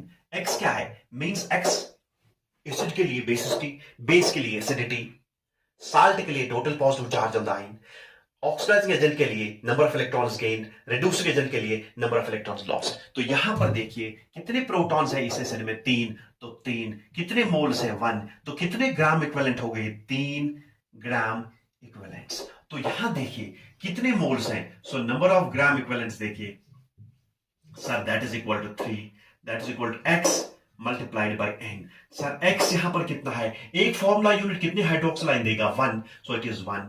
कितने मोल्स है, सर 3 है, तो टोटल कितने ग्राम इक्विवेलेंट्स हो गए, 3 ग्राम इक्विवेलेंट। इसलिए जब भी आप रिएक्शन में देखेंगे हमेशा 1:1 रिलेशनशिप दैट इज मेंटेन्ड। तो यहां देखिए 3 ग्राम इक्विवेलेंट्स हमारे 3 ग्राम इक्विवेलेंट्स के साथ रखता है, भले ही यहां पर नंबर ऑफ मोल्स डिफरेंट है, लेकिन इसके नंबर ऑफ ग्राम इक्विवेलेंट्स 3 आ गए, इसके 3 मोल्स के ग्राम इक्विवेलेंट्स 3 ही आ गए, तो इसके 3 ग्राम इक्विवेलेंट्स इनके 3 ग्राम इक्विवेलेंट्स इक्विवेलेंस के साथ रिएक्ट करते हैं. और you can say 1 gram equivalent of phosphoric acid always reacts with 1 gram equivalent of sodium hydroxide. This is nothing but law of equivalence. Is this clear? तो नॉर्मेलिटी में इस law of equivalence में हमेशा 1:1 relationship. हमारे स्टैकोमेट्रिक calculations बहुत आसान हो जाती हैं. जब हम क्लास 11th के लेक्चर्स लेंगे तो वहां पर हम समझाएंगे. जब हम स्टैकोमेट्री ऑफ द रिएक्शन पढ़ेंगे वहां पर मैं इन डिटेल समझाऊंगा क्या क्या चीज निकलता है स्टैकोमेट्री से. तो देखिए इसके 3 ग्राम इक्विवेलेंट्स हमेशा इसके 3 ग्राम इक्विवेलेंट्स के साथ रिएक्ट करेंगे और इसका 1 ग्राम इक्विवेलेंट हमेशा इसके 1 ग्राम इक्विवेलेंट के साथ ही रिएक्ट करता है. This is nothing but law of equivalence. Hope कि आपको ये लेक्चर समझ में आया होगा. हमें नॉर्मेलिटी पढ़नी थी लेकिन नॉर्मेलिटी में कॉन्सेप्ट आया था ग्राम इक्विवेलेंट का. तो ग्राम इक्विवेलेंट में कॉन्सेप्ट आया था इक्विवेलेंट मास का. हमने इक्विवेलेंट मास भी समझा, हमने ग्राम इक्विवेलेंट भी समझा. अब देखिए अब हम नॉर्मेलिटी पे आ जाएंगे, उसके एक्सप्रेशन निकालेंगे और उसके बाद प्रॉब्लम्स करेंगे. फिर नॉर्मेलिटी और मोलैरिटी के बीच में रिलेशन निकालेंगे, उस पर भी प्रॉब्लम्स करेंगे और उसके बाद हम दूसरी कंसंट्रेशन टर्म पे जाएंगे. Is this clear? Okay, thank you very much. एक रिक्वेस्ट है कि आप प्लीज इन वीडियोस को शेयर कीजिए और जहां पर भी आपको डाउट लगता है, कोई कंफ्यूजन लगता है, आप मुझे कमेंट करके लिख सकते हैं कि इसमें कंफ्यूजन है, डाउट है. मैं दूसरे लेक्चर में वो क्लियर करता हूं. Thank you very much.